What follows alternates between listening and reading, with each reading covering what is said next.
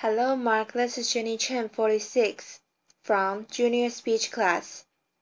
Today I'm going to read a text talk called Magical Houses Made of Bamboo by Elora Hardy. When I was 9 years old, my mom asked me what I would want my house to look like, and I drew this fairy mushroom, and then she actually built it. Laughter. I don't think I realized this was so unusual at that time, and maybe I still haven't, because I'm still designing houses. This is a 6-story bespoke home on the island of Bali. It's built almost entirely from bamboo. The living room overlooks the valley from the 4th floor. You enter the house by the bridge. It can get hot in the tropics, so we make big curving roofs to catch the breeze.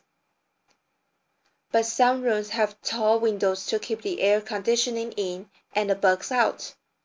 This room we left open. We made an air-conditioned, tented bed, and one client wanted a TV room in a corner of her living room. Boxing off an area with tall walls just didn't feel right, so instead we made this giant woven pod. Now we do have all the necessary luxuries, like bathrooms. This one is a basket in the corner of the living room, and I've got to tell you, some people actually hesitate to use it. We have not quite figured out our acoustic insulation. Laughter. So there are lots of things that we're still working on, but one thing I have learned is that bamboo will treat you well if you use it right. It's actually a wild grass. It grows on otherwise unproductive land, deep ravines, mountainsides. It lives off of rainwater, spring water, sunlight, and of the 1,450 species of bamboo that grow across the world. We use just 7 of them. That's my dad. He's the one who got me building with bamboo, and he is standing in a clump of dendrocolumnus asper, Niger, that he planted just 7 years ago. Each year, it sends up a new generation of shoots. That shoot, we watched it grow a meter in 3 days just last week. So we're talking about sustainable timber in 3 years. Now we harvest from hundreds of family-owned clumps. But Tom, as we call it, is really long, up to 18 meters of usable length. Try getting that truck down on the mountain. And it's strong. It has the tensile strength of steel, the compressive strength of concrete. Slam 4 tons straight down on the pole, and it can take it, because it's hollow. It's lightweight, light enough to be lifted by just a few men, or apparently 1 woman. Laughter, applause. And when my father built green school in Bali, he chose bamboo for all of the buildings on campus, because he saw it as a promise. It's a promise to the kids. It's one sustainable material that they would not run out of. And when I first saw these structures under construction about 6 years ago, I just thought, this makes perfect sense. It's growing all around us. It's strong, it's elegant, it's earthquake resistant. Why hasn't this happened sooner? And what can we do with it next? So, along with the son of the original builders of Green School, I felt that Ibuku. Ibu means mother, and Ku means mine. So it represents my Mother Earth. At Ibuku, we are a team of artisans, architects, and designers, and what we are doing together is creating a new way of building. Over the past 5 years together, we have built over 50 unique structures, most of them in Bali. 9 of them are at Green Village. You've just seen inside some of these homes. And we fill them with bespoke furniture. We surround them with veggie gardens. We would love to invite you all to come visit someday. And while you're there, you can also see Green School. We keep building classrooms there each year, as well as an updated fairy mushroom house. We're also working on a little house for export. This is a traditional Sundanese home that we replicated, right down to the details and textiles. A restaurant with an open-air kitchen. It looks a lot like a kitchen, right? And a bridge that spans 22 meters across a river. Now what we're doing is not entirely new. From little huts to elaborate bridges like this one in Java, bamboo has been in use across the tropical regions of the world for literally tens of thousands of years. There are islands and even continents that were first reached by bamboo rafts.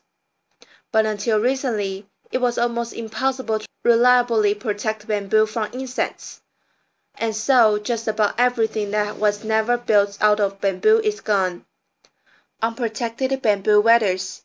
Untreated bamboo gets eaten to dust. And so that's why most people, especially in Asia, think that you couldn't be poor enough or rural enough to actually want to live in a bamboo house.